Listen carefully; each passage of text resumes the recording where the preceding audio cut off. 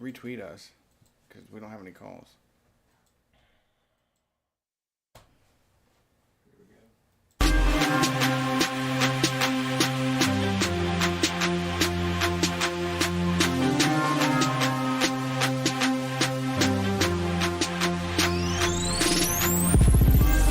Hey, Street Fight, friends and family, guys, gals, non-binary pals, we're happy that you're here. It's Sunday night. Call in Street Fight. Tell us what's going on in your world. That number to dial, 614-655-3887. As always, talk to the best on WCRS here, Community Radio, WCRS LP FM. We're coming to you from Columbus, Ohio, the home of the best pizza in the world and the best podcast in the world that you're listening to right now. The number one anarchy comedy radio show on any station across the nation. Anarchy. My name is Brett Payne. My co-host is Brian Quinby. You can find us online in other avenues as well. But always watch at twitch.tv/StreetFightRadio if you want to hang with the gang, chat, see what else is going on, speak your mind with text versus calling in. But we do have an open queue right now, so 614-655-3887.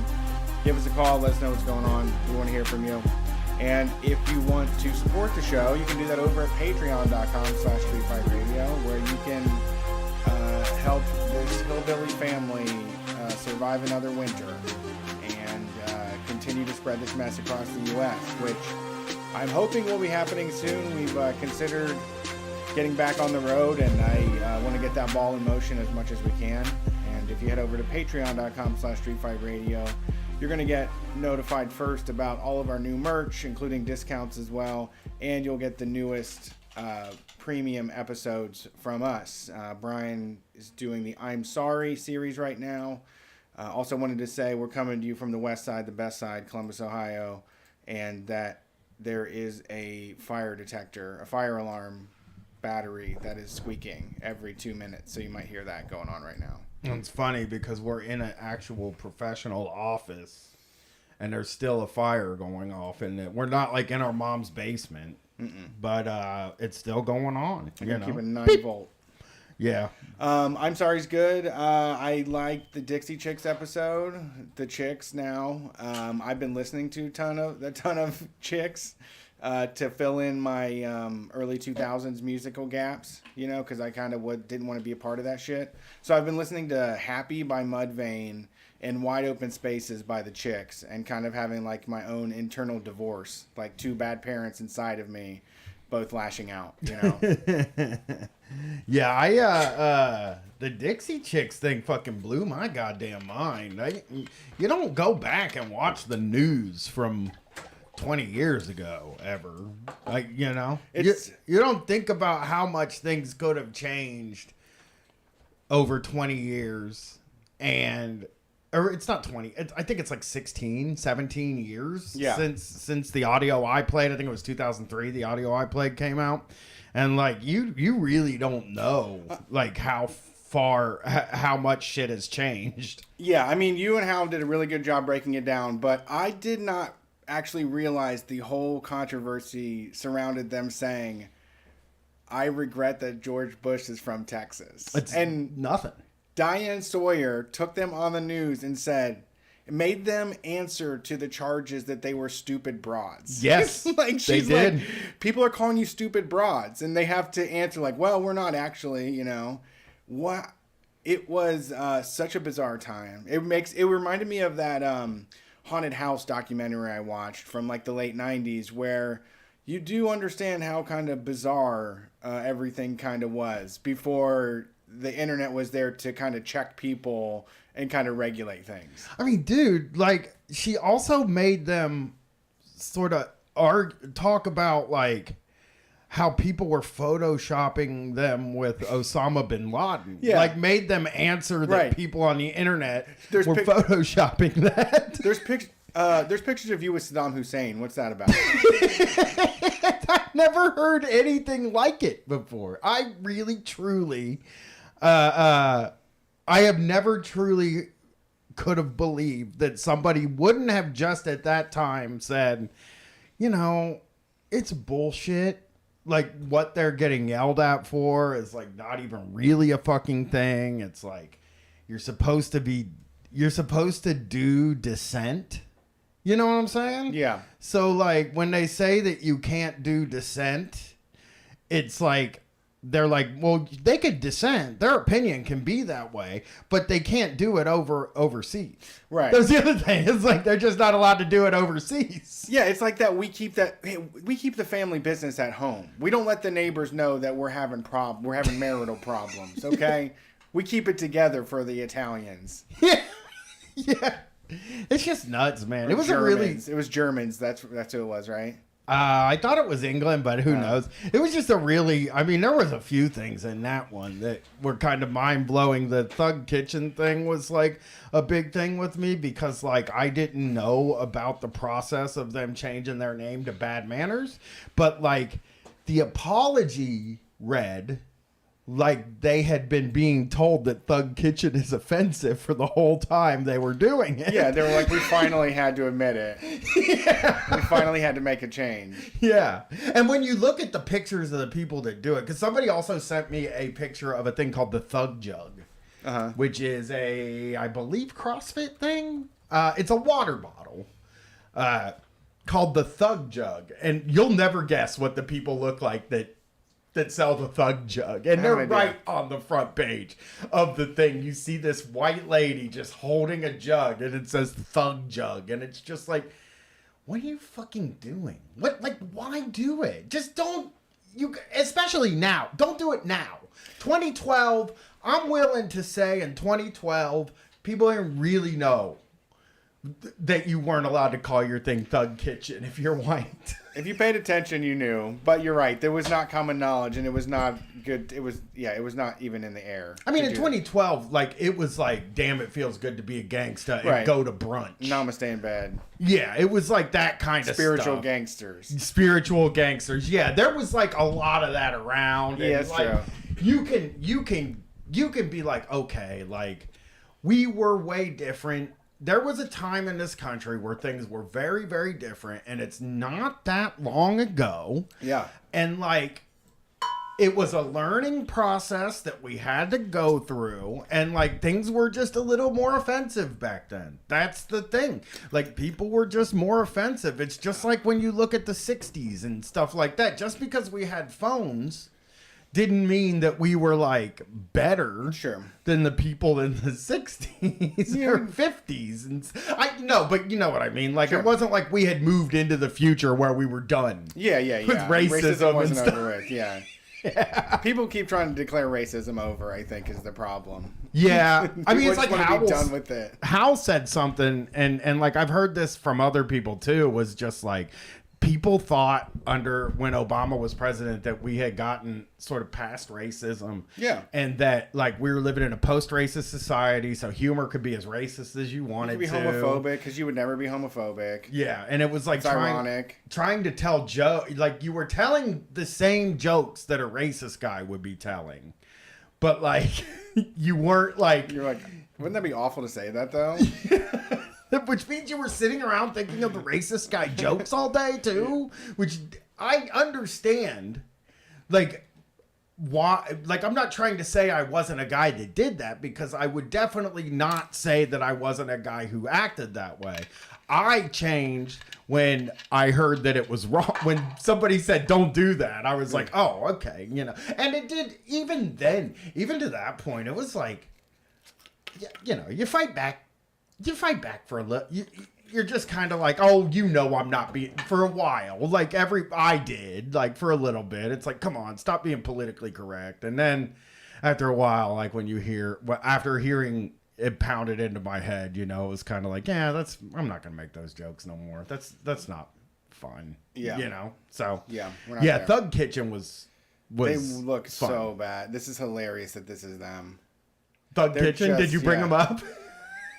Yeah, I could just imagine them driving like a steamroller over a neighborhood to build like they're just actively gentrifying their existences. I have the book at home too. They're just radiating gentrification. I actually have the book at home. Yeah. And it's really weird. Like, I read it I looked through it when I got it and was like, man, this is kind of fucking weird, man. It is. Like, I don't know if I like it. I was millennials. The thing that we fucked up is as soon as they let us have enough money to make our own products, we put like bitch and fuck all over like kitchen towels and coffee mugs and stuff. And then cussing became but you know, I'm from a generation where I had my mouth washed out with soap. You know, I did have so bad words were bad words, and it feels good to say them. But like, yeah, when you're doing a recipe, I do not want to hear you trying to do your best like 1970s blaxploitation film slang. You know, yeah, absolutely. That's always so corny and bad, and yeah, it's corny, and also like, yeah, dude, we all came up with hip hop as like, in the background of our lives, right? Like, obviously, it was huge. Yeah, from my age on. Yes. From my age on, like in 5th grade, I was in 5th grade when MC Hammer and like Vanilla Ice hit, and that was like, I think when this shit just went supernova at that point. I had already been like checking out like the Ghetto Boys and a few other things in like 4th grade. They were playing like My Mind's Playing Tricks on Me on the pop station in town and shit like that. And so like, if it is like understandable that you would make that a part of your language if you came up when I did or after me, because it really was in the background of your life the whole time. I do think it like there was a great war going on though when I was young, where like some people, I liked rap, but other people thought it was crap. Sure. So you had to do. There was the big debate: is it rap or is it crap? I went with rap. I thought rap. I thought it rapped, but other people thought it was crap.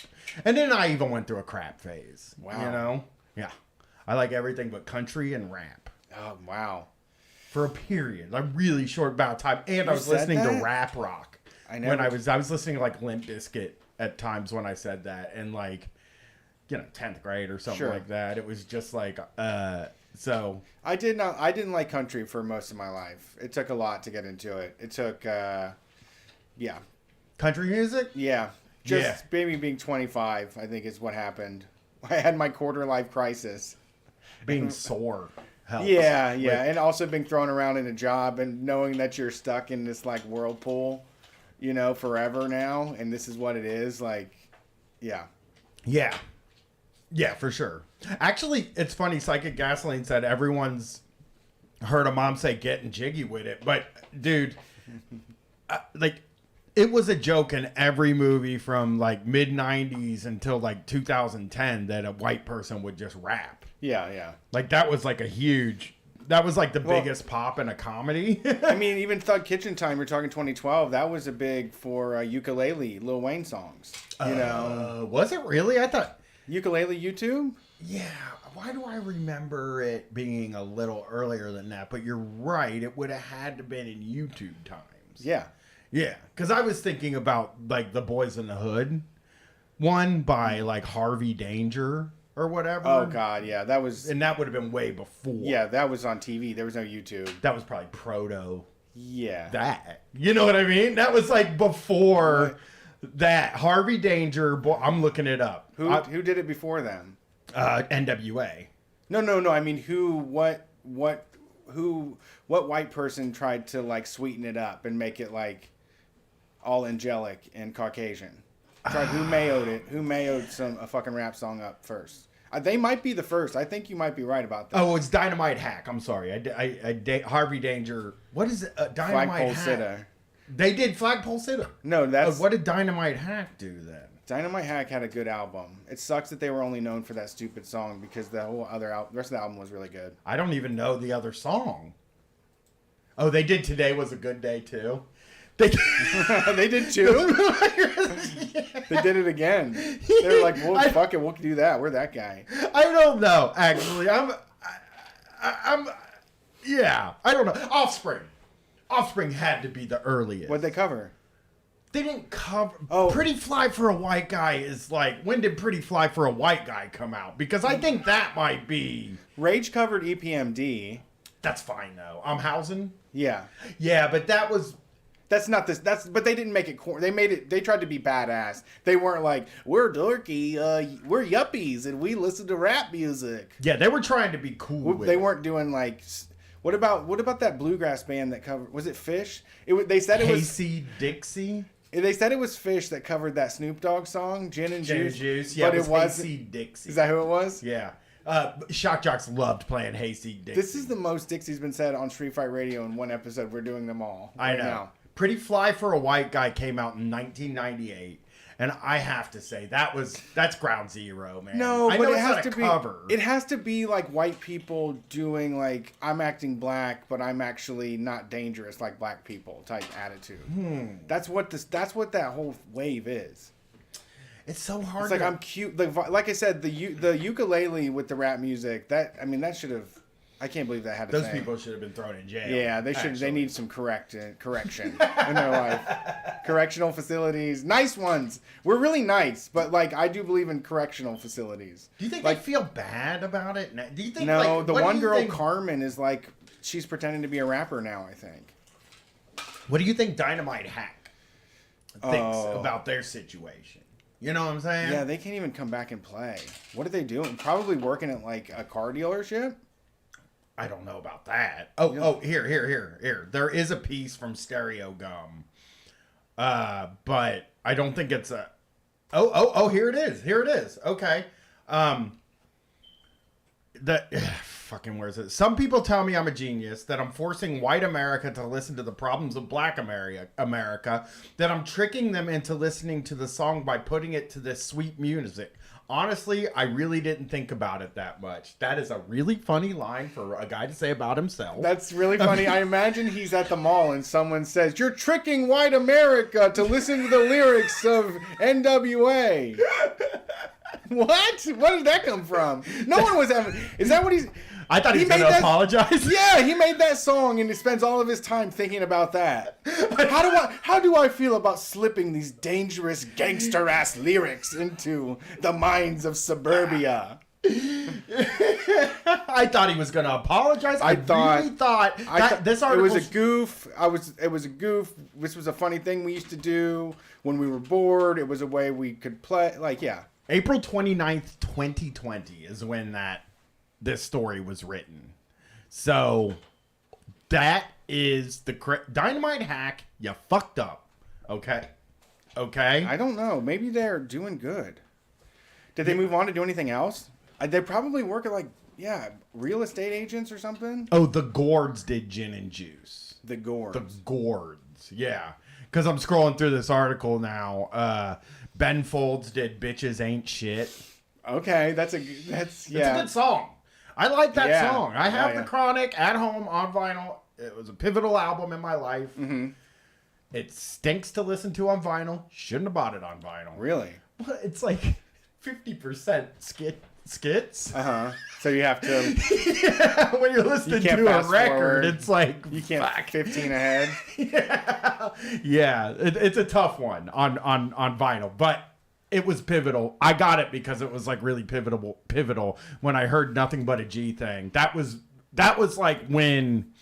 That was like the beginning of everything going like wrong. Okay. With me. You know what I mean? That was the beginning of me going bad. Boys in the movie, and that was the beginning of me going bad. So Veruca Salt did Straight Outta Compton.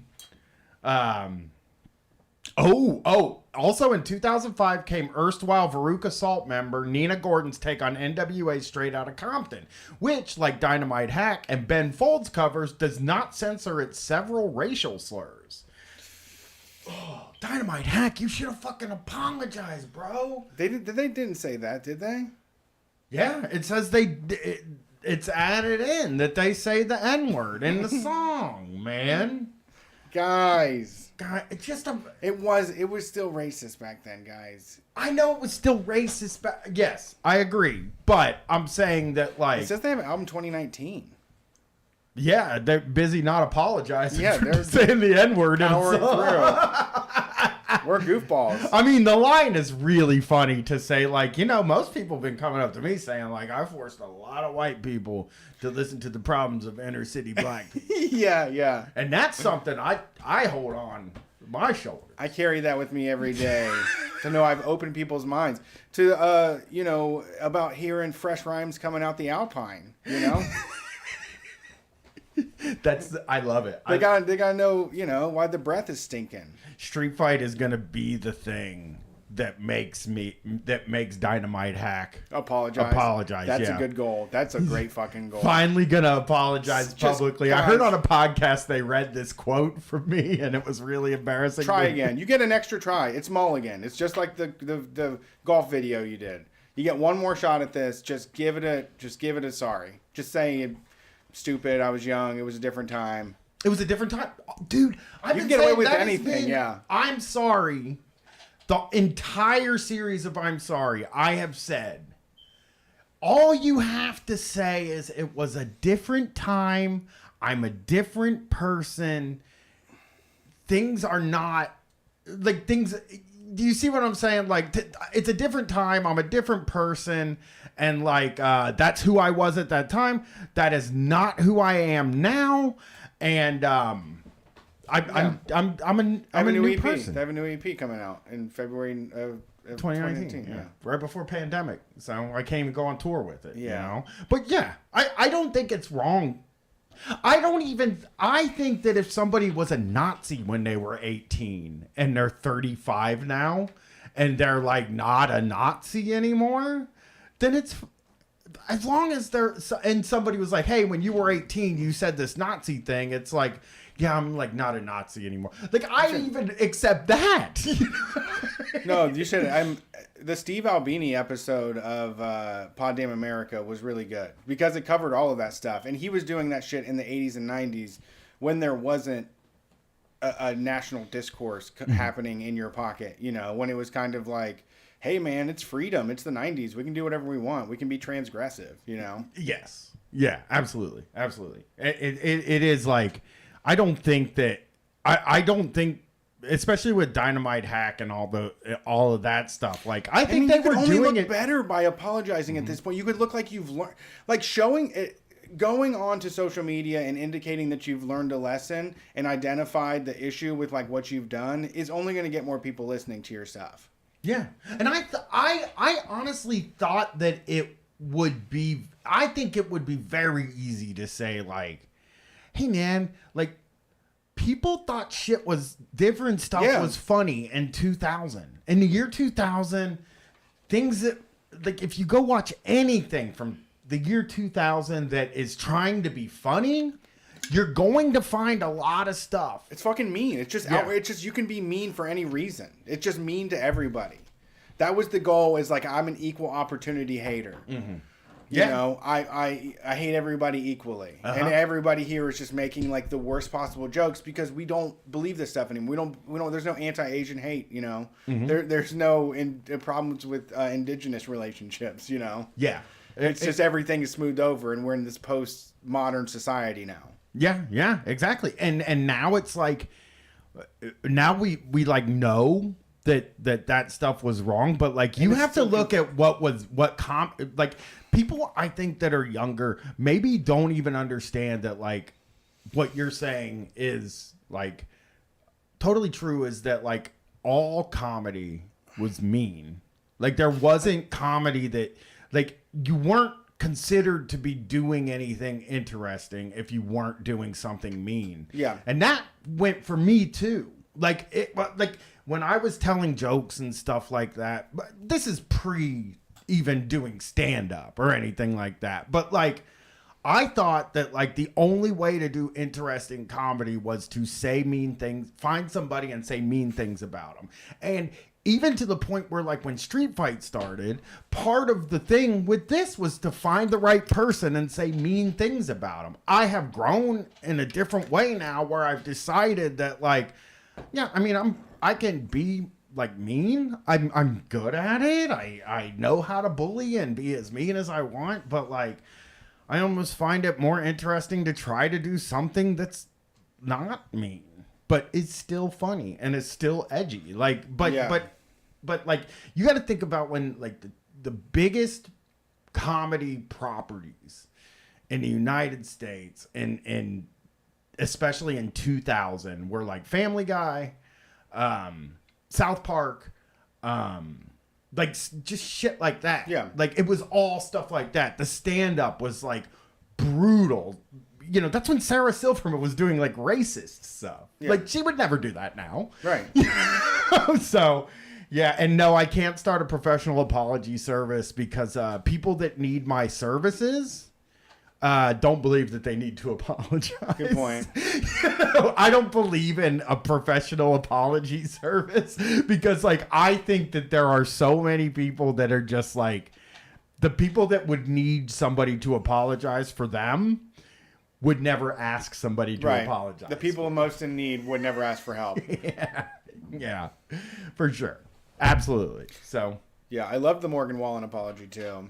oh my God, that guy. He was not into it at all, but yeah. Well, I don't think you should write it down. I feel as though you shouldn't write down your apology either. That is another big plus to me. Also, like, he was apologizing for something.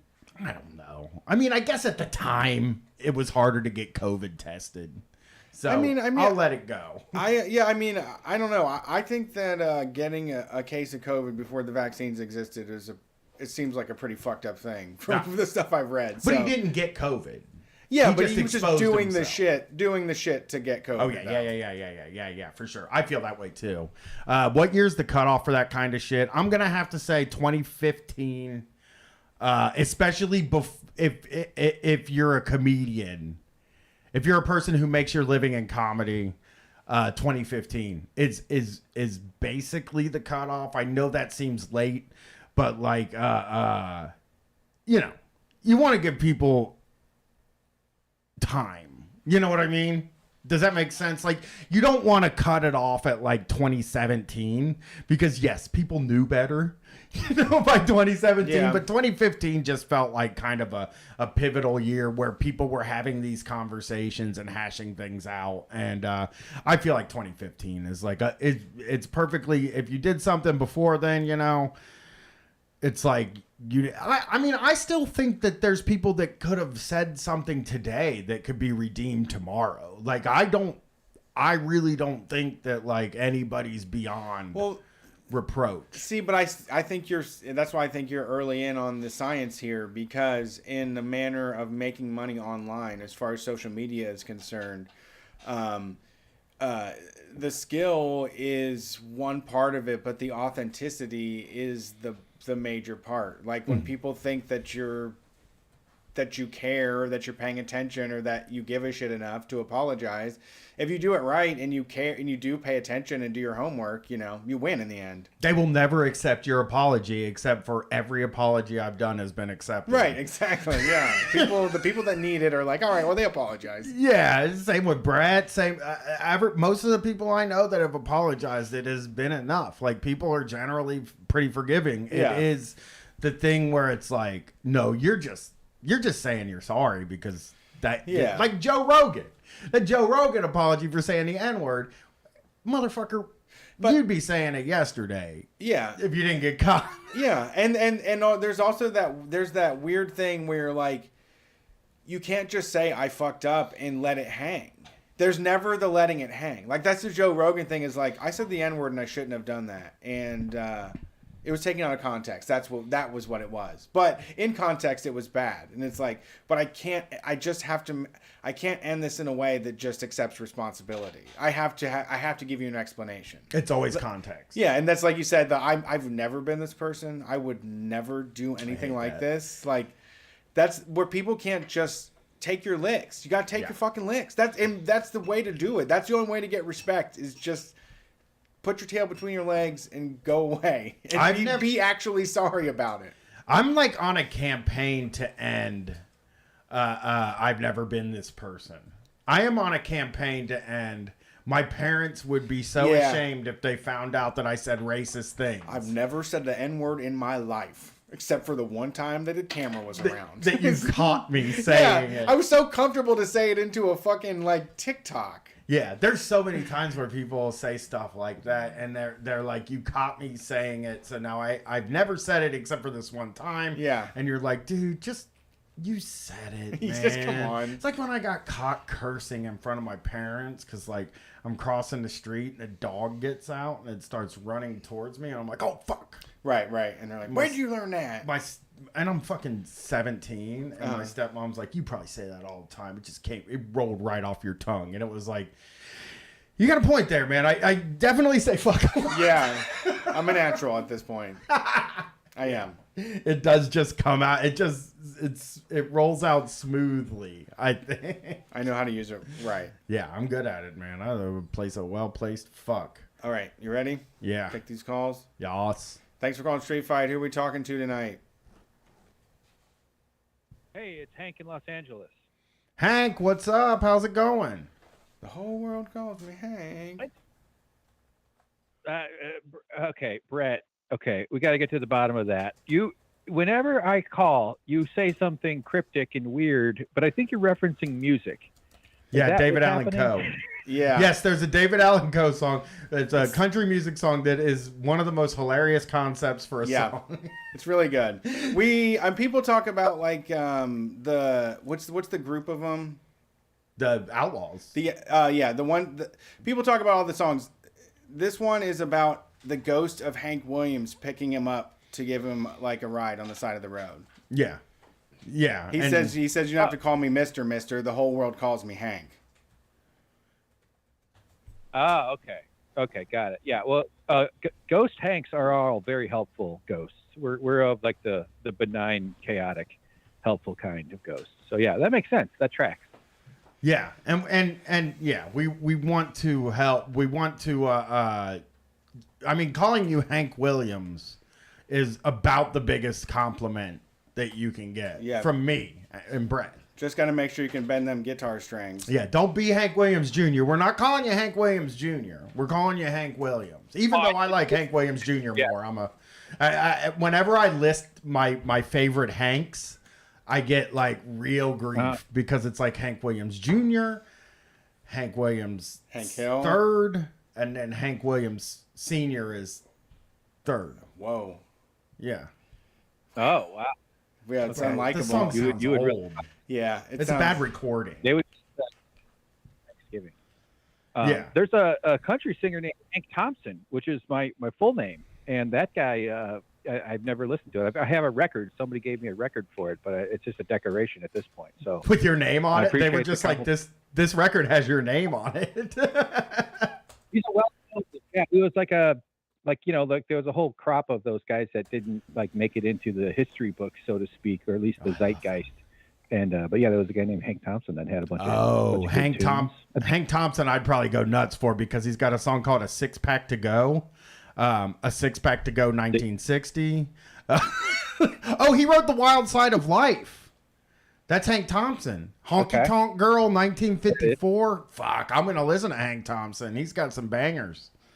Honky Tonk Girl 1954 sounds like a fucking hit to me. I like Honky Tonk Girls quite a bit. What are they? What are Honky Tonk Angels? I like a Honky Tonk Angel. Yeah, I do too. For sure. Should kick in the nuts. Well, what's up, Hank? Well, I called a little while back and mentioned that I got health insurance and I needed to go ask my boss for a raise. So this isn't much of a story, but I did go in and said, hey, I texted him first saying I'd like to talk about getting a raise. I couched it in terms of lowering stress. I'd like to be able to just go in and say, listen, motherfucker, I need more money because it's expensive to live and now it's got worse. But of course I can't. You gotta like, do this whole emotion, like sensitivity shit and try to act like you're just, how it's just awkward to ask for any kind of raise. It just sucks that we have to, that the power differential is always so apparent.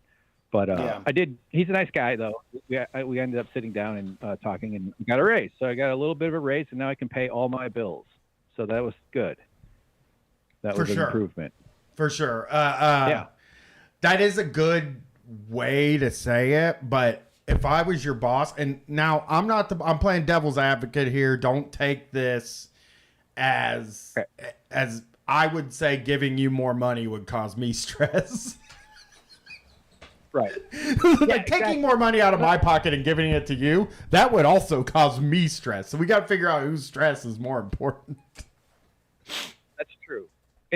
it just sucks that like you have to, because I don't know, I'm sensitive to other people's stress. I'm like other people's discomfort and stuff, and it's like intuitively that your boss doesn't want to give you a raise because it will cause them stress, because that means a little less money in their account or whatever, their pocket. And so you kind of internalize the bosses, because you spend your whole day sort of like being outside yourself, having to follow orders, having to look after the company, having to do things on behalf of the place you work for. And that's not necessarily bad, but it just seems because of this power differential, it really makes you sort of, you have to inhabit their psyche more than they have to inhabit yours, I guess. And I don't know. I could say more about that, but yeah, I hate trying to get a raise. I never asked for a raise in my whole life. Like I don't know. Too nervous to go in, and I always felt like the raises are straight up on a path. You know? Like yeah, the raise is going to happen once a year. And you're going to get what they're going to give you. I never felt like I had any say on what I was going to get. But I never tried either. So I wouldn't know. And you're also, I mean, the thing about it is that there's a lot of pressure that comes from these like Yahoo Answers and like HR websites, which sounds like you have like a lot of bargaining power at your job. But that applies to like a very small amount of like white collar workers, basically.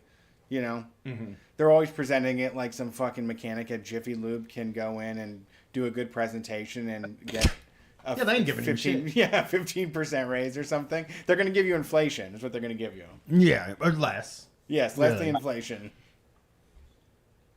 Yeah, I was pretty underpaid because I'd started at kind of like a very basic, like the lowest level that they'll try you out for. So it's a woodworking kind of thing. So yeah, it's good now. I mean, it's not good. It's better. Another kind of interesting thing came up at work. And sorry, if your queue is long, I can cut this just a little short. But I'd be curious to hear what you guys think about this notion of like ownership in terms of time. Like, just for instance, you hear it's very common, it's very normal for a boss to gather everybody up and say like, don't do stuff on your time, don't do it on my time. When they say my time, though, they're talking about your existence. They're talking about you because you have sold them your time via the wage transaction.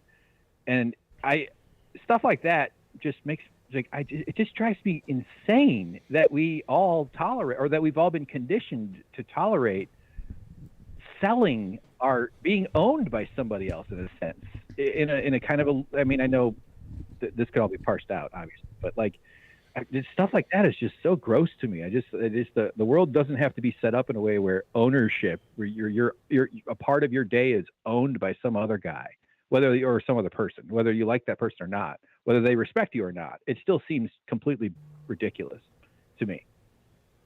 It's interesting. I think if I had to look at it, like, I don't feel like I feel like if they're saying they bought your time, that when the truth is they bought your body. I don't feel like they're buying your time. Like, you're basically selling them that you will be at a place. I think that's time, though. Like, they don't care how long it takes to get the job done. They want you to be there, like, chained to the desk, ready to go whenever they need you, in a way. Yeah, that's a thing I never understood. I never understood the idea of, like, when you say they bought your time, but when you say they bought your time, they bought 8 hours from you. I've always found that to be... I think that, like, I have made arguments over the 10 years back and forth on this show about salary and wages, but I think that, in my opinion, I think you should probably get paid salary. But if it hits 40 hours, you should get time and a half after that 40 hours. So, like, that's my wife's job was like that in the lower part when she was lower down in the ladder. Mm-hmm. Like, she got paid for 40 hours a week, and then if there was overtime, she could work the overtime and get paid time and a half on top of it. And then they fucking changed. Once she moved up a little bit in the company, they changed it so that that is not the case anymore. She doesn't get overtime unless it's specifically said that she gets it. Right. And like it's never said.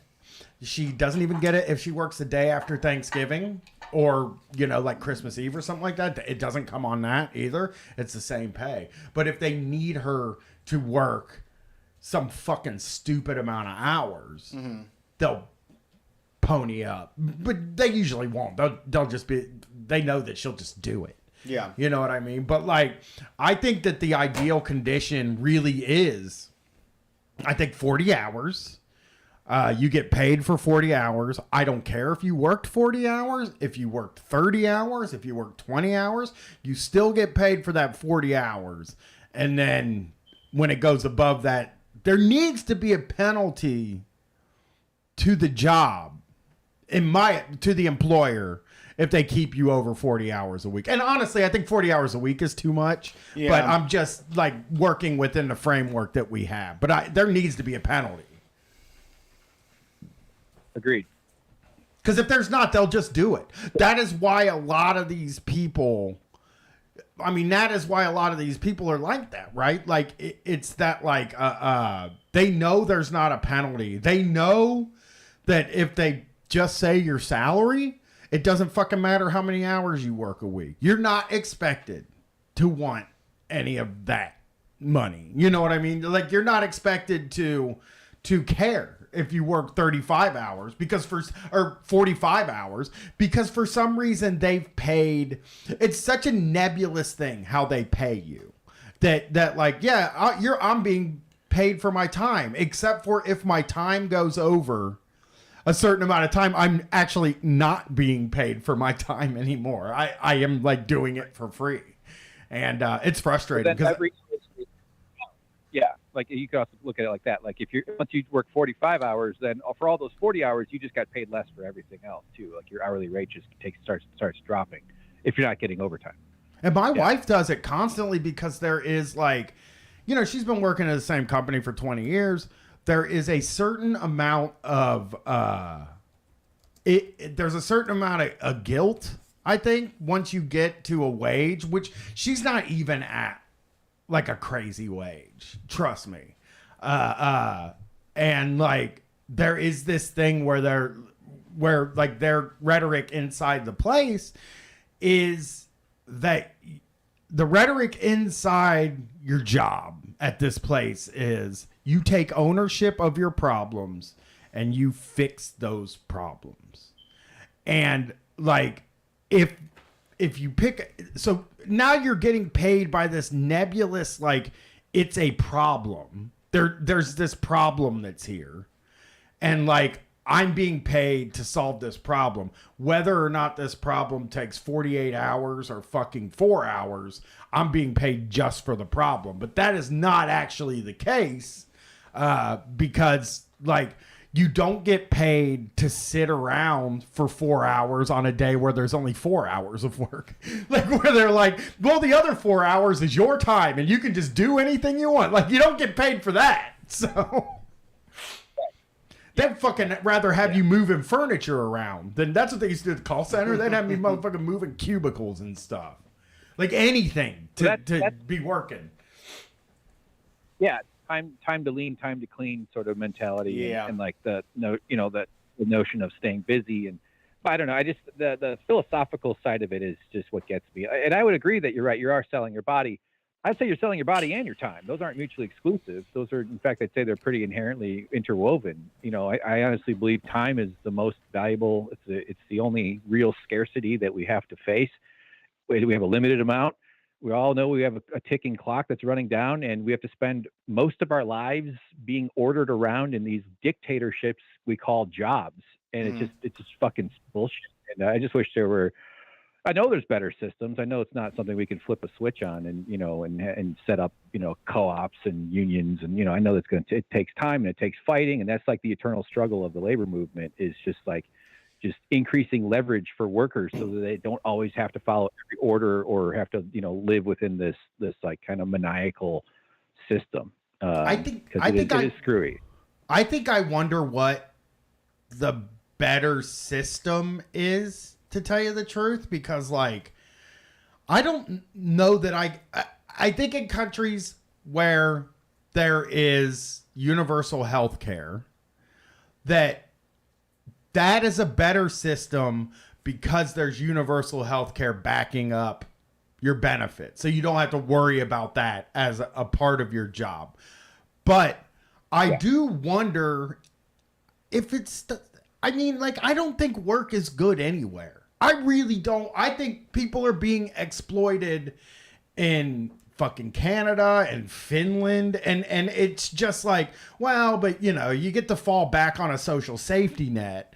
Whereas here, there isn't that. So you're kind of fucked in that situation here in the United States. But I just think that, like, I wonder what a better, like, work relationship is, because I can't imagine that, like, other places don't have some of the same of the worst problems. You know what I'm saying? So like, like the boss screaming at people or abusive bosses and shit like that, like, that's everywhere. I think it has to be, even in those countries, even in those Scandinavian countries that have like a lot of social systems and stuff like that.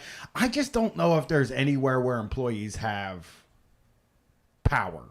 I just don't know. I would never know. I'd love to hear from people if there are places where employees have power, because it feels like such a daunting task to me to even try to articulate what the system would be that would fix that. Do you know what I mean? Of course. Yeah, I hear you. Like, how do you set up a world where there are no real, like, what we have, where we don't have employer-employee? No matter where you work, you're an owner, or you're, you know, it's part of a co-op or something, and you get to participate in the democratic process, because that's what co-ops are and unions are, is that those are injections of democracy into workplaces. That's why bosses don't like them, because it erodes their leverage. It's the same reason why they don't like Americans having health care, because that erodes leverage for the bosses. They know that when we get fired in America, we're even more destitute and desperate than they are in other countries. So our fuck you threshold is lower or higher. I don't know which direction, how to describe that. But like, we can't say fuck you to our bosses as easily, because unemployment and not, you know, that whole side of the world is your options are to follow your boss's orders or go be unemployed and be miserable and have to find another job and live on, you know, into even more. And so when your culture backs you up like they do in those countries you're talking about, it is easier for you to walk away. And I think the bosses know that, so they're going to be a little bit more amenable to, or, you know, they're going to be a little less likely to be as abusive as they are. So America is like an abuse, like we're just cranking up the temperature, all the different dials on the possibilities for abuse in that sense. So yeah, but I agree with you though. It's not a simple fix. There's obviously a lot of complicated things that would go into it. And like, one way to maybe think of it, sorry if I'm just rambling here, but like, try to talk somebody into the system we have. You know what I mean? Like, oh yeah, you'll work for somebody. You won't get to make any of your own decisions. They will get to make, but you have to show up at a certain time and you'll get an amount of money. But if you don't like, I don't know. It's just like, it just seems like a weird, like you'd have a hard time talking somebody into this if they came from a society outside this kind of place. And we're just so used to it. It's just so cultural too. So yeah, it's weird. Cause I always think about like, I don't know how possible it is to like have businesses that are like how realistic it is for all businesses to sort of be a co-op. But I do wonder if we could lower the working hours, raise the wages, and then also create a social safety net behind that. And I think you have something there. I think that, to me, like, unemployment in the United States is a fucking pain in the ass. I've actually never been on it. So to tell you the truth, I don't know if it's a pain in the ass or not. Yeah. But I knew workman's comp was, I mean, most of the time it went well, but when I had to see a doctor that's provided by the state, it went real bad. Like, I was very nervous and it scared me, and I was kind of treated like meat that they had to get through the office. But like, I mean, even our unemployment is not great. At least in Ohio, unemployment is, you have to like constantly justify shit. You like have to constantly justify yourself being on unemployment, where it's like, oh, you got to apply for 2 jobs a week, and it's like, well, what does that even fucking mean? You know? Yeah, you have to prove it somehow. Yeah. I've done it in California where like I don't know if I'm like I would just go onto those sites and find the ones that are like 1-click submit, because I don't want to end up doing a whole bunch of crap to apply. And then I'd screenshot it and put it in a folder in case the unemployment needed it. And I had no idea if I was even gathering enough proof.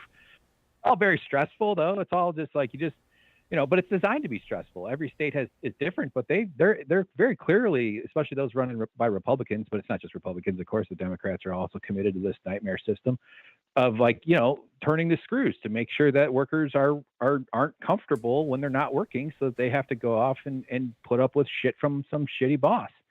And the world could be so much better in all those things. And then like as far as like having co-ops, you can do things where there's like first right of purchase or something like that, where workers get to buy the company if they choose to after the owner dies or something. You can also have banking that have it so that like you can get loans to set up co-ops. None of it's super simple or straightforward, but the system is set up is heavily weighted and tilted towards increasing leverage for owners and decreasing leverage for workers. It all comes down to just leverage. It's all just about buyer power and negotiation power. That's all it is. But that's a really good point. It sucks. Yeah.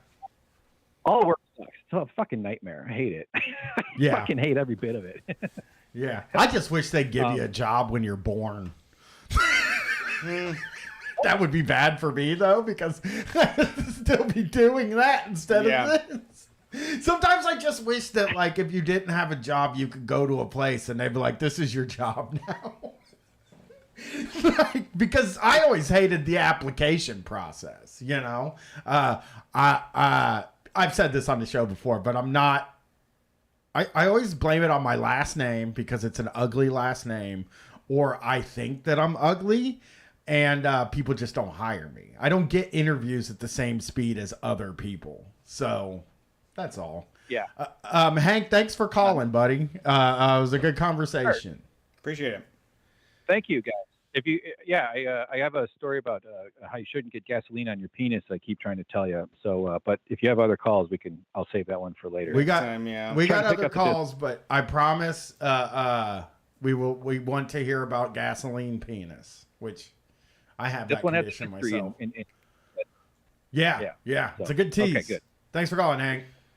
Yeah, I had that on Valentine's Day. Gas penis? How'd you get gasoline on your penis? My sweetie made huevos rancheros and with jalapenos, and we touched the fucking jalapenos, and then we were going at it, and it was like, this is getting like super hot, and she was like, I'm glad you said something because I'm on fire too, and then we put it all together and was like, yeah, that's what happened. Same fucking thing. I've had penis, eyes, face, forehead. I don't wash my hands after I touch peppers, and I don't fucking know why I don't do it. Every time I'm like, I'm gonna fucking wash my you can't get that stuff off your hands, dude. It just doesn't come off. If you use soap and water, it does. I do, but I don't do it until after I've already touched every part of my body. You get in the shower. Yep. Yes, I have done that. I have gotten I went to take a piss after touching a jalapeno, and it's a lot. Yeah, you fucking have you like sweating and kind of like that. I mean, I guess it's better than getting kicked in the nuts. Just sharp pain. Yeah, I prefer sharp pain over dull pain. Mm-hmm. Thanks for calling Street Fight. Who are we talking to tonight? Hey, this is Jackson from Canton, North Carolina. What is up, Jackson? Jackson, yeah. What's up, Jackson?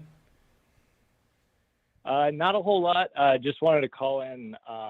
And first of all, I was wondering when you guys were gonna, I don't know if you were considering coming out and maybe getting ahead of it or apologizing. I've seen some interesting photos of you guys on the internet with one Osama bin Laden. Yeah, sometime around I'm friends with the him. late 90s, I believe. I'm actually friends with him. people have made official allegations that we're stupid assholes. We're not ready to address those yet. That we're stupid assholes. Isn't it the craziest fucking thing of is even just I understand that the internet was new and Photoshop was new, but I'm gonna tell you a quick little thing here.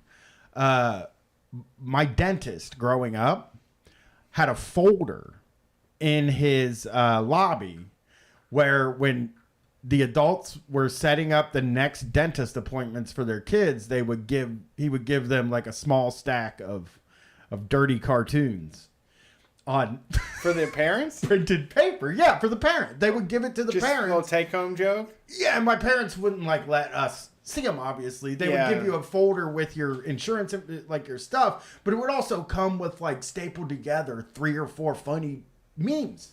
It was basically memes. Yeah. Pre-meme Are these memes. like Gary Larson? Are these like particularly wry Gary Larson panels, or is this like softcore dirty picture naughty stuff? Like, is it really weird? Think of Playboy cartoons, but like Okay. different styles and different, like, because you look at when you see, think of a meme page where it's like just funnin'. Just funnin'. Just funnin', yeah. Just funnin' with the gang. yeah. It would be those kind of memes. Just Okay. funnin'. Or like maybe like It's big Shaggy. it's big and hairy and it's kind of scary. It's a spider. You have a dirty mind. Yeah, or like Shaggy like jerking off to Velma or something, like just like whatever they would think was funny. They'd run it off on a copier and Sure. parents would get them. My parents loved this dentist. He was the meanest man in the history of the world to us. And then, yeah, they would keep it. He'd give you a little dirty meme on the way home. Yeah, my parents. little- I didn't get a dirty picture. He would write out the story of Voodoo Dick. Yeah, but people, here's the fucking thing about that. Like, Yeah, you couldn't get it. back then, Yeah. That was a Back- commodity. but back even in 2000, you knew that like a picture of the Dixie Chicks with fucking Osama bin Laden is not like anything to treat seriously. I mean, Yeah. I could have seen that being handed to my parents at the fucking dentist. Like that would be Some ribald humor. Just a little something fun. I thought all dentists Hey. I thought all dentists did that too. Yeah, I don't know. That's a special kind of dentist. I've never had a dentist do it. No, mine hasn't either. Dr. Finelli, man, he was just I fucking think- ready. I was born in 1998, so the idea that like a major reporter on a major station like that would just be like, so we've seen some photos, and it appears here that you're with a collection of interesting cats doing funny types of things. I was wondering when you would apologize for that. It's because since I was relatively young, I've been taking pictures of my friends and like blowing up their faces to make them look like 20% more weird. Yeah. That's like so 90% of the it's very- pictures in my phone is Triple H's face looking bad. Yeah, like it seems it's like I take it for granted that for any picture that I see on the internet is in some way doctored before I get to it. Whether that's some minor thing or whether it's putting Gaddafi in the background or whatever it is. I guess I kind of found it even crazier that I think I found it even crazier that she said people out there are calling you dumb broads. I did too. It really blew me away. That another woman would say People are saying this is a respectable Not me. claim. Yeah. people. Yeah. People are calling you dumb broads. Like that's a crazy thing for the news to say. And then all those people that are getting interviewed on the streets. Oh yeah, the Dixie Chicks. I threw away all the CDs. It's a damn shame because I spent all my money with them before. They were listening to those CDs yeah. too, Right. even after the thing. They didn't throw. I hated also that there wasn't anybody in the piece that I played, and I played the whole piece. There was nobody in the piece that I played that was on their side. Not a single person. And that, I think, is the perfect microcosm of post 9/11 until about 2010 or so. That was what life was like. Like, I know Howell said that most of the people in his life were anti-war, but like, I didn't fucking talk to an anti-war person until probably fucking 2011. I didn't know nobody that was like not for the Iraq war. And like, except for a Nazi, like I said. So it was just sort of like, oh, okay, well, Sure. you know, I can't be on his side, Of course. you know? But yeah, I never met anybody. So I sort of think like, I think it's crazy. And it also makes me wonder like what is happening now, like that I'm actually not seeing. Does that make sense to you? Like, because it's just not there. What's the I'm news? more plugged in. What is mainstream media putting out there right now? What are those people falling in for? Yeah. Or like, is it even possible? Because this is the only thing you could do was like watch 2020. Yeah. Yeah. There was nothing else to spend your time on. Yeah. There were and other things, but yeah. it was also a build, right? Yeah. Like they would build it through the week. It's like, find out what the Dixie Chicks have to say on the Diane Sawyer show. Yeah.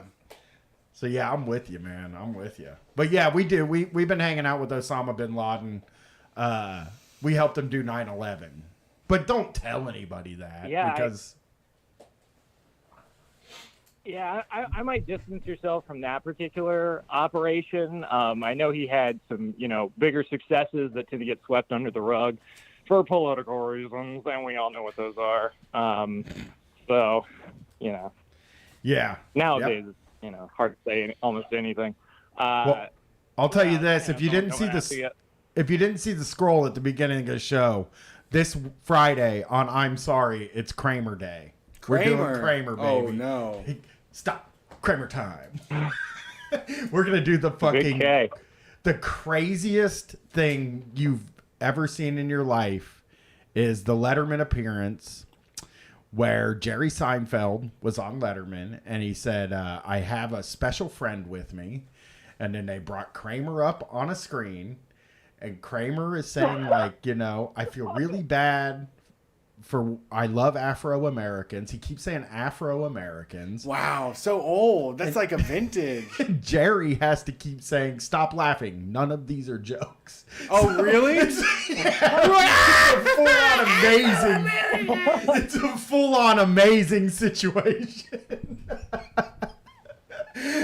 So Kramer. Yeah, that sounds crazy. Yeah. Because I mean, when did Kramer happen? That would be 2007. It was that late? Oh yeah, it was. Because it was caught on a cell phone? Yeah. Was that early cell phone? You are getting to the early cancellations. Because I was trying to think of what was the cancellation before the Chicks? Oh man, I don't. Somebody Well, they just were like, we disagree and you're not allowed Well, they were on to make money It anymore. was 2006 was when that Okay. happened. But all the pre-cancellations, I've always said were really stupid things. Like Yeah. Milli Vanilli, Hugh Grant picking up a sex worker. See, but those are getting caught doing something. I meant more having an opinion. Like the Chicks had an opinion that went against mainstream. Bill Maher calling the Billy 9/11, Bill Maher called the people on the airplanes for 9/11. Oh, yes. He said they weren't cowards. We were cowards because we were lobbing cruise missiles at Tylenol. Yes, you're right.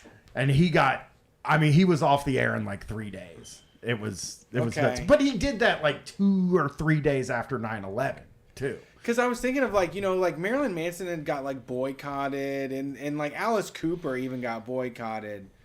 But the Dixie Chicks were like expressed a mild opinion and people were like, no, you cannot fucking say that. Yeah. But you weren't allowed. I mean, remember how they treated Janine Garofalo? Yeah. Yeah.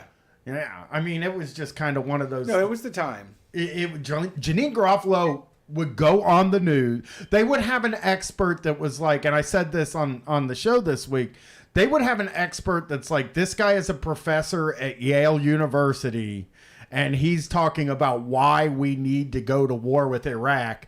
And then he'd be like, and for the counterpoint, it's comedian Janine Garofalo. Right. It's like, it just felt like not an even. She's in charge. Yeah. 9/11 thing happened. Oh, let me see. Oh, yeah. This was like way after, right after 9/11 when Bill Maher said it. So I would lean toward probably Bill Maher being September 17th, 2001 was when that happened. And I would say he might be the first, like, had a political opinion cancellation that I can think of. And I can't think of anybody else.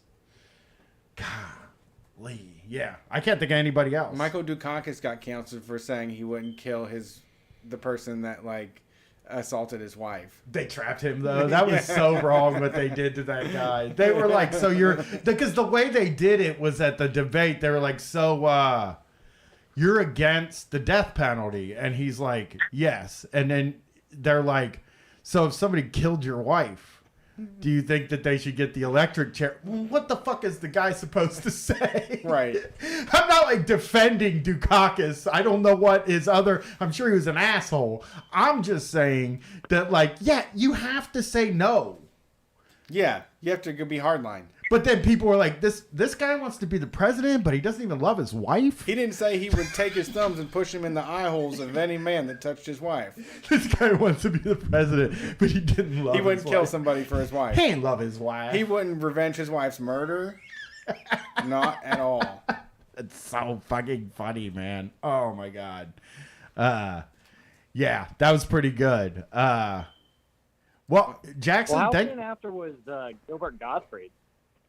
Oh, that was at a roast right after 9/11. And the joke is hilarious, though. Yeah. That's one of the times where, like, a motherfucker told a joke that is so funny, and then he got canceled for a joke. And the joke is it's something like I was flying into I want to do it justice, but it was something like I flew into New York and we had a stop at the Empire State Building. It was something like that, and it was so I heard that and I was like, Jesus Christ. But he got also, like, he lost a lot of his sponsorships, not for the 9/11 joke, but for, like, Howard Stern show appearances, because I mean, I listened to all of Gilbert's Howard Stern appearances last year getting Shocktober ready. And needless to say, I couldn't play any of them on the show because the guy is just, I mean, the guy. Reckless? Oh, N-wording it up constantly. And it was nuts. But it was the 90s. It's still wrong. But yeah, the guy will joke about anything. That's the thing about Gilbert, is he'll joke, and he was a duck. That's the thing he got taken away from him, was because he's the Aflac duck. Remember Aflac? Yeah.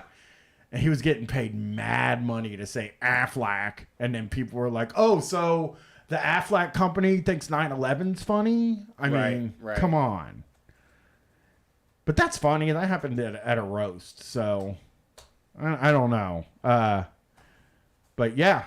Well, Jackson, thanks for calling. Yeah.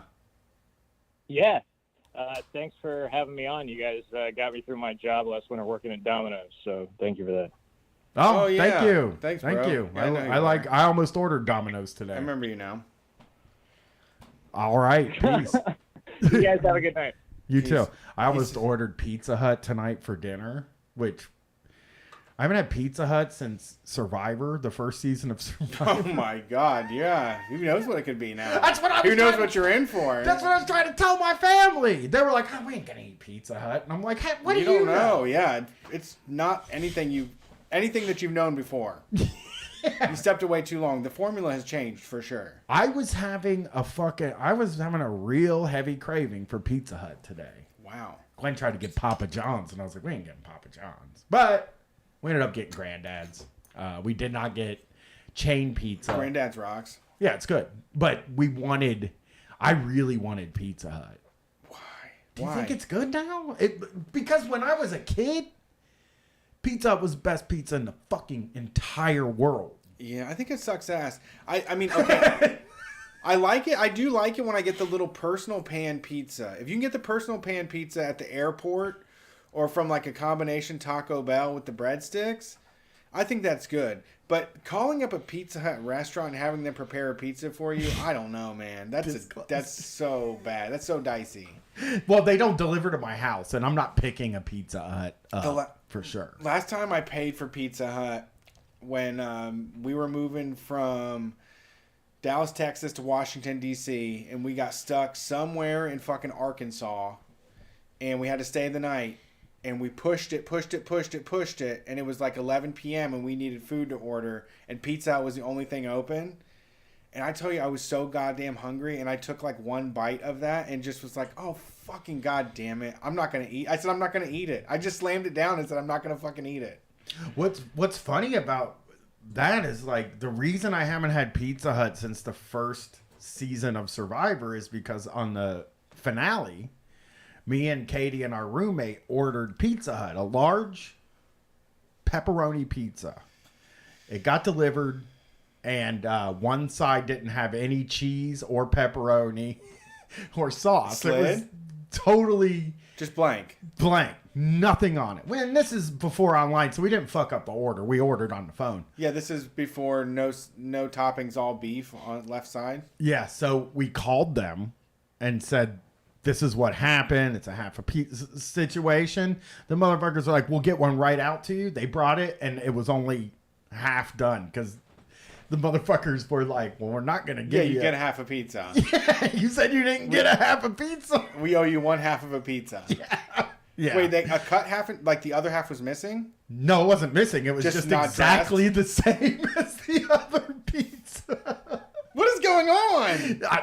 That's why I haven't had Pizza Hut. And so I was so mad at the situation. I thought it just is like one of the worst restaurant experiences I've ever had in my life. Yeah, that wouldn't. Yeah, I don't think it's redeemable. Like I said, the personals are good though. If it's a gas station, if it's a truck stop in fucking somewhere in Maryland, they go. They rock and roll. Yeah. No, I should do that. We yeah. got a couple more calls here. Thanks for calling Street Fight. Am I on? B-Psycho. Missouri. What's up, B-Psycho? How's it going? Actually not good. It's not good. Anyway, you'll see that if you see my timeline or whatever. Actually, I just wanted to say something about that whole like thing you guys were talking about with the whole like gangster shit thing. Yeah. Like Thug Kitchen. The most amazing thing I've ever thought about it. Like, I mean, I'm 39 years old. I grew up with gangster rap. I was listening to gangster shit. I even stole gangster rap albums from my older brother.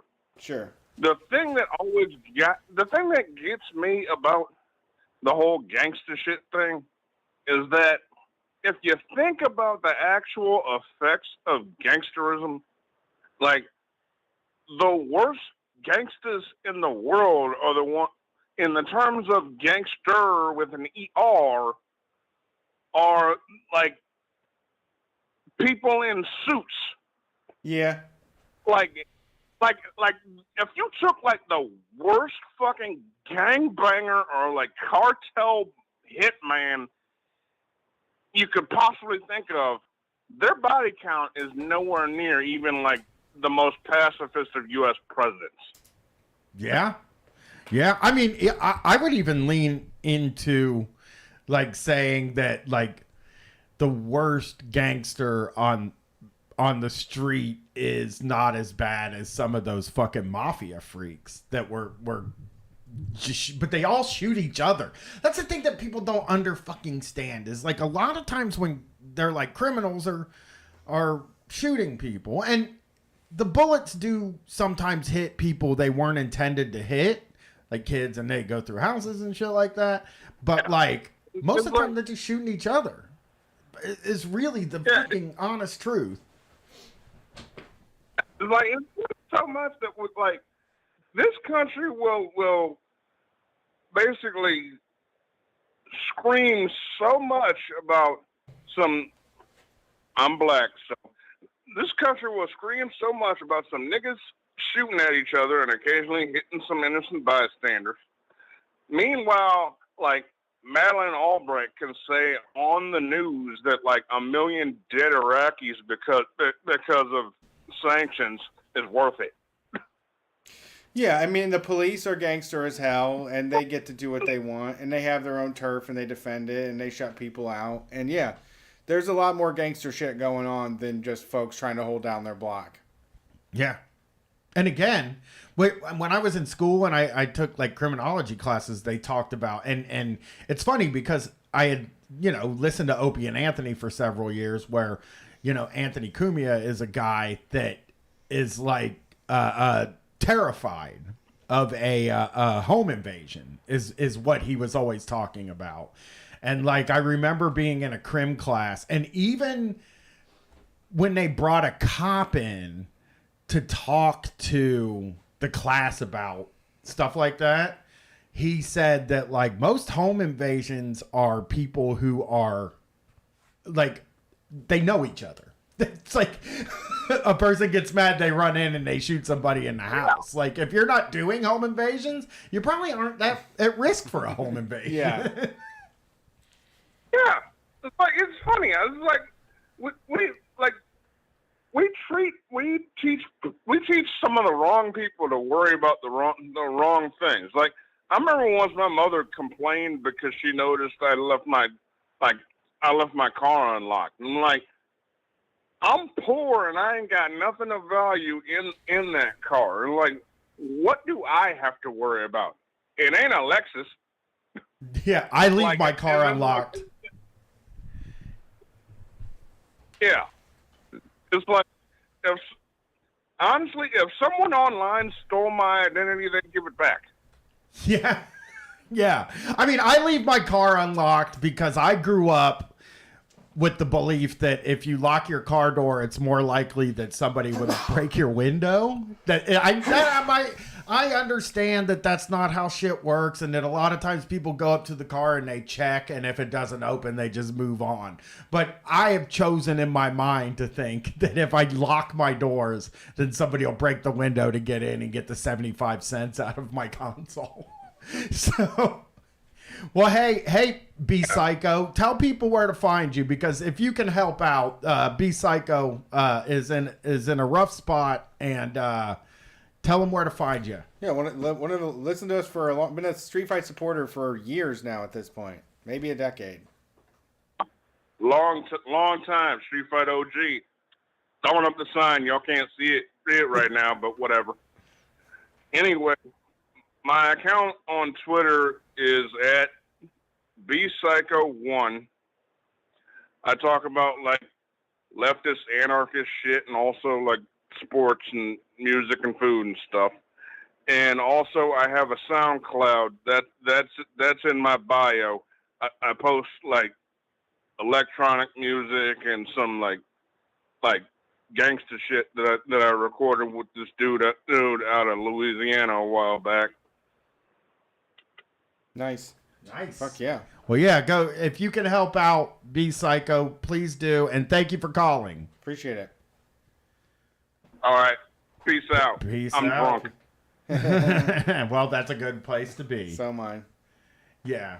Yeah, it is that thing about like worrying so much about something. First of all, if somebody's going to shoot you, they're going to shoot you. I don't even know what the fuck to do about that, but that's not going to happen. It just... No, we spend so much of our time focused on like these insane violent crime and TV shows and all of this stuff that isn't happening for most people. You know, for most spiritual gangsters out there and like protected white society, they aren't even dealing with these things. But it's like the focus of all of their time, you know. Oh my God, I have to say this before we take the next call real quick. Bleak Sigelkeep in the chat said, my last car was a ragtop, so it was better to leave it unlocked than have someone cut the roof open. Yeah. I grew up, my parents worked very hard, I guess, and they always wanted convertibles, so they would buy the cheapest convertible you could, well, Chrysler Sebring.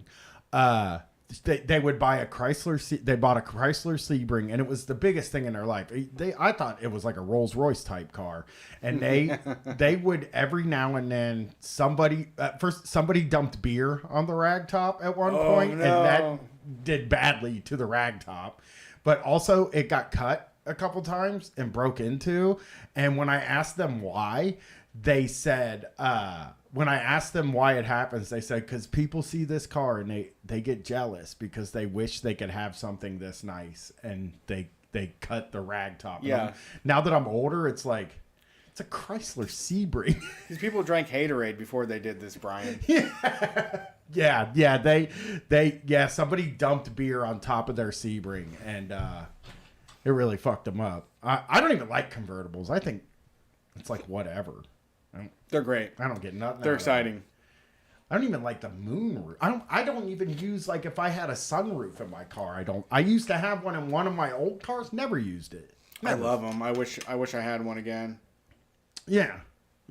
How does your winners and losers in the chat said my airbag got stolen out of my Prius? No good. How do you Prius do are just that, filled and why? with expensive fucking parts. All it is. This is the most expensive parts. That car is worth way more as parts. Like as a whole car, nothing. As parts, a lot.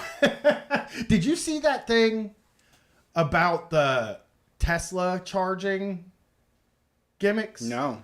You can cut the wire off of it, and it's full of copper wire. Oh, so God, people are damn going it. around and just chopping the things off those charging stations. Yeah. It's so funny, man. Getting yourself a length of copper. Yeah, a good amount. They're going to start locking those things behind a fence, and it's going to be a whole thing. Like only Tesla drivers will be able to have the combination to they're gonna get to the hose. You're right. They're gonna have some sort of garage on the side that you have to ask for you have to go inside and ask the clerk for the code. Yeah, but now people are just slicing them, just ripping those things off and trading the copper. All right, last call. All right. Thanks for calling Street Fight. Who are we talking to tonight? What's up? Oh shit, is it me? This is you. You're the only person Who on. can it Oh, be hey, now? Oh, this is amazing. Hey guys, I'm Robbie. I'm from Cincinnati. Howdy. What's up, Robbie? I was gonna tell you about the time. I was gonna tell you guys about the time I got catfished. Ooh, okay. Oh, okay. Yeah, we've never Okay. had a catfish call before. Here's the thing. I almost got catfished when I first got MySpace. Really? Yeah, it's embarrassing. By who? Actually, I didn't almost get catfished. Who were you trying to date? I was a fucking premium mark for it. I didn't get catfished. Okay. But when I got on MySpace, I got a message from a really hot chick that said, "Hi, how are you?" or whatever, and like wanted to talk to me. So I showed my wife. I was like, "Come in here. This hot girl's trying to talk to me." Yeah. So if I had been single, I would have definitely gotten catfished. there. Sure, you would have lost your credit card info. Yeah. Well, So- when I was in high school, I just gotten out of this breakup, and so you know how on like social media, if you connect your, you can like search people by their contact, Yes. like contacts you might have in your phone. Yeah. Well, so I was looking at like people you may know based on my contacts, and I found this girl, and I'm like, this girl is very good looking. And I'm like, okay, well, it says I have her number, so either I have this girl's number, and I don't remember who she is, or she has someone else's phone number that she like used to have connected to her account. I'm like, either way, it's worth a shot. It's my area code. So I messaged her, and we chatted for a few hours, and eventually she wanted to start sending naughty photos. It was her lead on that, and I followed. I was happy to, and so we sent some pictures back and forth, and it was a very great time. I'm so happy because I just got out of a breakup. I was feeling real good about myself. Like, this girl wanted to see me naked. Hell yeah. Nice. Yeah. Well, then Okay, all right. Here's some important context. So I have a brother. He's my age. He's not really my brother, but like my family took him in when we were in high school. We went to high school together. But he had some family problems, and he's gay. So I'm telling him about my day talking to this girl. He's like, "Oh shit, Robbie, what the fuck are you sending me right now?" And I'm like, "What are you talking about?" Why the fuck is your dick on my phone? What? Oh no. It turns out it was his ex-boyfriend. He was like talking to a guy online who lived in like New England. It was ex-boyfriend's catfish account linked to his phone number, which I had in my phone. Oh. So I was sexting his boyfriend, and he forwarded all my nude photos to my brother. Oh, no. God. At least What a it's your piece of brother, though. shit, I'm though. gonna say, well, but they were I guess that means they were forwarding it to other people, right? But I was gonna say, like, well, at least it was only to your brother, because that would be.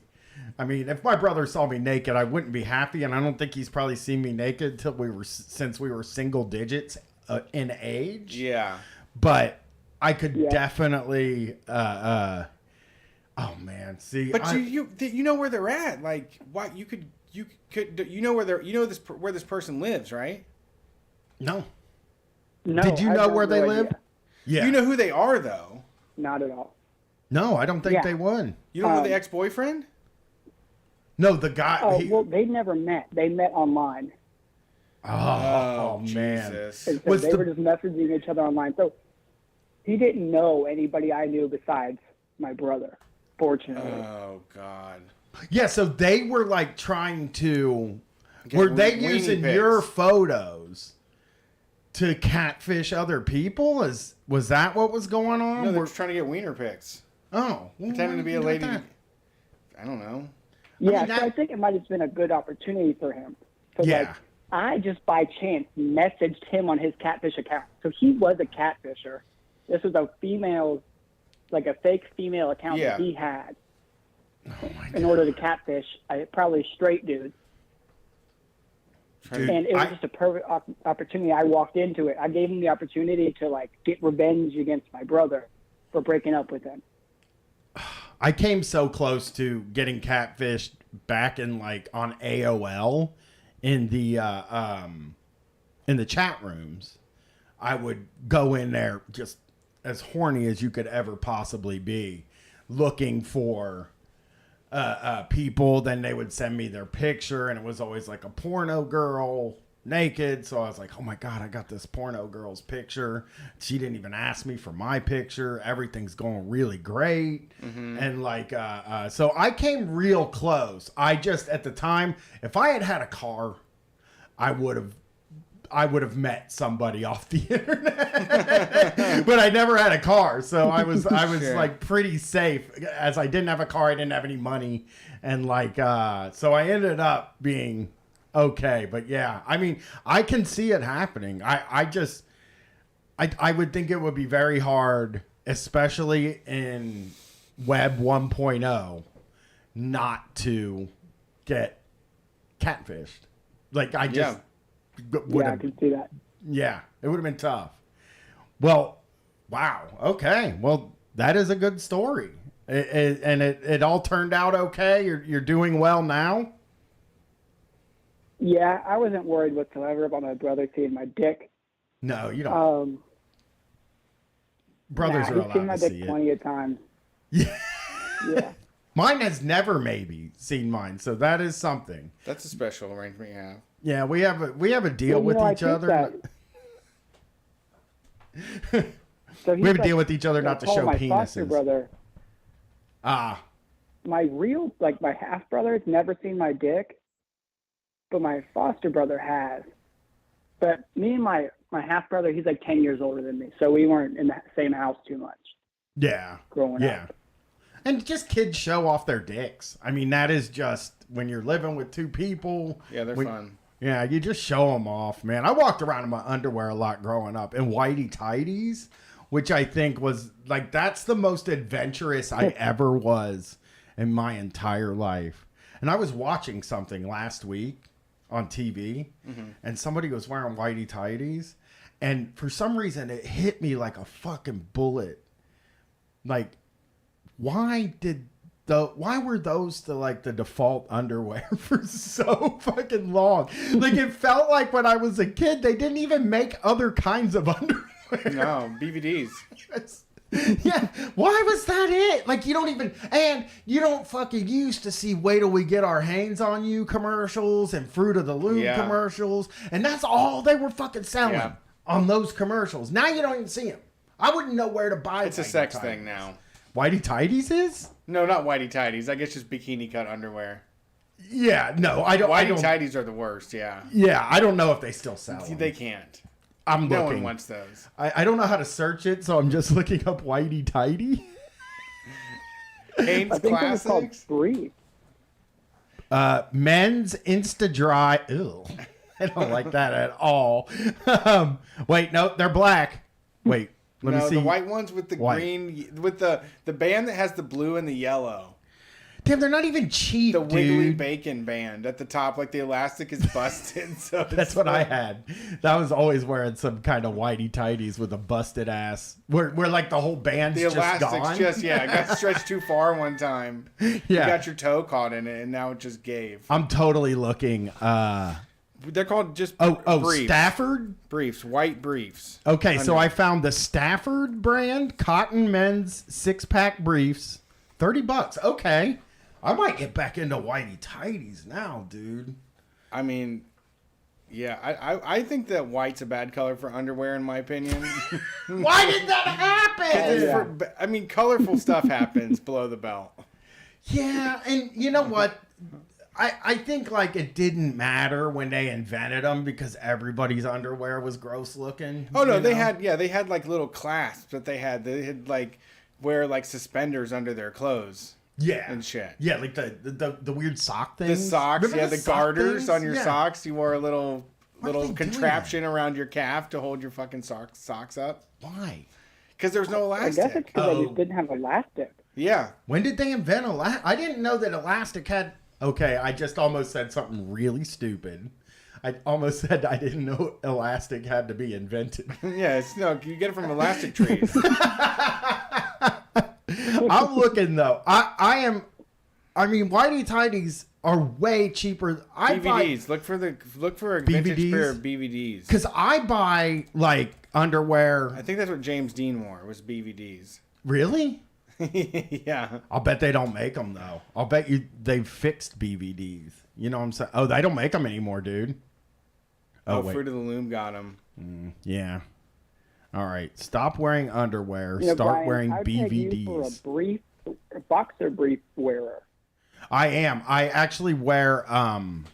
You wear the separation underwear? No, I'm wearing those right now. Sacks? But they're Sepratech. I wouldn't buy something called Sacks. That's gross. No, I wear. They're these underwear you buy on Amazon, and they're $20 for 3 pair. Mm. But they keep my thighs from rubbing together, and they're the only thing that's ever done that. Okay. So that's what I wear. They're like they're kind of longer, and they come down to like right above where my shorts come to. Sometimes you even see them sticking out the bottom of my shorts. Sure. But they're just like they're very long, and like when I walk, I don't get my chub rub. That's because I was always chafing all the time. I had to find something, and I haven't found anything else like those underwear, so I just keep buying them over and over again. Literally don't know the brand. Just go on Amazon, look at past purchases, and say, give me 2 more of those. But like pairs of these things have lasted me like a whole summer, whereas like with other stuff that I had, I ripped through them like I do shoes. Which I always hear, oh, Brian, you're hard on stuff. You are. But how you hard on underwear, though? You just are. That's your what existence Katie is does hard. too. Your existence is hard on it. How is my existence You hard? yank on it recklessly. I don't yank on my I don't touch my underwear during the day. they just rip. I don't know why I go through like more underwear than people. You're like vibrating at a higher intensity that just like destroys. I'm not hard on. I always hear you're hard on clothes. What do I do that's hard on clothes? It's amazing to me. No, I mean you're the only person that has the problem. That's what's incredible about it. I can't believe it. It's just like your existence just disintegrates stuff. Harder than everybody. This is something very hard about me that breaks shit and hurts stuff. Yeah, everybody. It's probably all that walking. Yeah, I mean, walking, that's true. It's so much. Yes, there you go. The walking fucks my shoes up and maybe my underwear, but like, I would say everything that breaks that I own, everybody looks at me and says, well, Brian's just, he's hard on stuff. He breaks stuff. And it's like, I don't do anything to stuff. I literally don't do anything to stuff. Yeah, you should try being nicer to it or kinder or softer. Because you're not doing anything except for him being extremely hard on it. No, I don't. You should maybe be more attentive. You need to be more kinder. I don't know how you would do that. That's the thing. My socks get holes in them. Katie's like, you're very hard on socks. I'm like, what the fuck do I do to socks? They go in my shoe. And I don't touch them for the whole rest of the day. I set it and forget it. I get shit about my shoelaces. Oh, you're hard on shoelaces. Oh, well, I mean, I want to tie my fucking shoes. Right. What do you do to tie your fucking shoes? That they don't... everybody has to switch shoelaces. Shoelaces recently. Yeah. I used to skateboard, so I went through shoelaces a lot too. Yeah. I can't remember the name of them, but I had these shoelaces that were indestructible. Oh, okay. I wish name. you knew the name of that, because everybody's always telling me that I'm hard on my shoes too, on my socks or on my shoelaces, and it's like, I thought shoelaces were made to tie a pair of shoes. That is all I'm saying. Like, you should have to, what they should do, here's the thing. The quality control people at the shoe companies should get, here's what I'm saying. They should get a thing that clamps on one end of the shoelace and then on the other end of the shoelace. Okay? Mm-hmm. And they should squeeze that until, they should pull that. Okay. Until it is like, it has to stay intact if the strongest man in the world tied his shoes as tight as he could. Make him for everybody, including the strongest man in the world. Thank you. Because you're not him, but you're pretty damn close. Well, I don't think I'm not close to the strongest man in the world. I'm saying that, like, they should have to make, if you want to make something that lasts, and you want to make something that's nice, that somebody like me isn't going to rip through or tear through, you got to rate it for the strongest man in the world. Because I'll never get there. And to be honest, nobody will ever get there. Too, don't you? Oh, do I ever? I mean, you can't even see. In the middle where the laces go, where the eyelets are, they touch. Both sides of them touch. Oh, no. Yeah, my feet. You're like foot binding. I kind of am. I really like tight shoes. And I don't take my shoes off until I go to bed. So, I tie my shoes really tight and I lay in bed. And, or I do wear my shoes in bed. People always get crazy about that. They act like it's like the wildest thing in the world. Well, I don't sleep in my shoes, but if I'm upstairs and I'm going to take a break on my bed, I'll kind of lay down in my shoes. And my wife doesn't care. I don't think it's that gross. I don't think shoes are gross. I don't know why this thing has happened over time that shoes are gross now. It's like, shirts aren't gross. Pants aren't gross.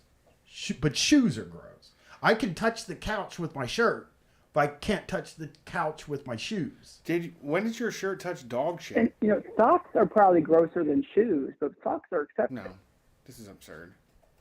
They smell, though. Your shoes do, too. Your shoes take damage as well. The socks get changed. The shoes don't. Yeah, they take more damage. You don't step in shit with your socks. But you don't step... You step in dog shit with socks. But here's the thing. You step in dog shit maybe twice during the life of a pair of shoes. Microscopically, you do. No. Now you're gonna say that like The ground is dirty. I'm gonna fight to you right now and say the ground is dirty. I'm gonna say it's dirty. and anyway, it's like a moral panic about the dog shit or dirt on shoes because nobody says, hey, you were outside running in the grass barefoot. You need to wash your feet because you got dog piss on your feet before I come into the house. I've heard you got black feet. Don't come into this house with these black feet. I've heard that. Never in my life. I heard that as a kid. Okay. Wash those black feet off. All right. I'm going to let that. I'm going to say this. Okay. Maybe Brett's telling the truth. Now, I've never heard of somebody saying you need to clean your bare feet when you come into the house. You're but right. you got to clean your shoes, which, in my opinion, again, they take the same amount of damage as a shirt. Like, you could lay down on the ground in a shirt, and it might even get dog shit on it. If you lay down in the grass with a shirt on, and then I'm going to come in your house after laying in the grass, I'm going to sit right on your fucking couch. It's the same thing as if I wear my shoes in your house. It's the same fucking thing. My underarms do not smell like Fritos and vinegar in the same way that my feet do. But They get so pungent and so nasty. But those feet are going to touch the inside of your house no matter what. That's the thing. I just feel like the shoe thing is like kind of like the satanic panic in a way, where at some point somebody was like, oh, shoes are gross, when like I truly, I mean, you think cowboys were taking off their boots when they came into the house, to like watch TV in the Old West? You don't have to take your shoes off when you go to a fucking restaurant. That's another thing. Yeah, they don't have carpet though. Okay. I think that like if you're going to be a shoes off person, I think that for consistency, in my opinion, you should have to be shoes off anytime you're under a roof. You should have to have your shoes off? Anytime. Yeah, that's the goal. That's what I'm trying to get. You're trying to put them on the couch. Anywhere that's not a home. Yes. Yeah. Oh, you're saying at work you shouldn't be able to wear shoes either? You shouldn't have to wear them? They're an outside. They're like an umbrella where you leave them at the door. I mean, not me. Not me. Yeah, we know, not you. I'd be allowed to wear my shoes in the house because I don't care if you wear shoes in my house. But I'm saying that, like, if you're this shoes off person, it's like, fuck it.